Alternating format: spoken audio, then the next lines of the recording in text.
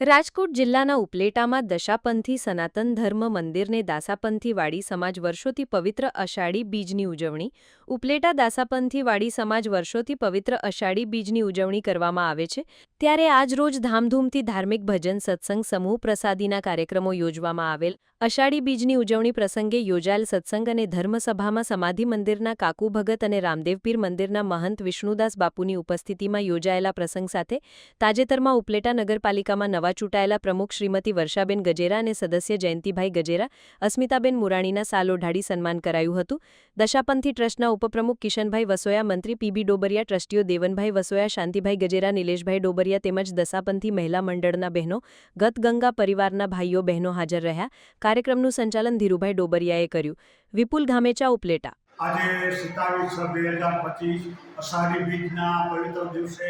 અમારા ગતગંગા પરિવારમાં ચૂંટાયેલા અસ્મિતાબેન મુરાણી જયંતિભાઈ ગજેરા અને અમારા પ્રમુખ તરીકે ચૂંટાયેલા શ્રી વર્ષાબેન ગજેરાનું અમારા ટ્રસ્ટ મંડળ તરફથી આજે સ્વાગત કરેલ છે। આ પરમ પૂજ્ય દિવસે મારા દશારામ બાપાના અનુસંધાને અમે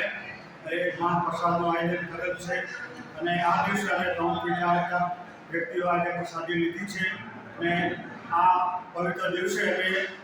બધી રસોઈ બહુ પવિત્ર ધ્યાનથી મનથી બનાવીએ છીએ। એક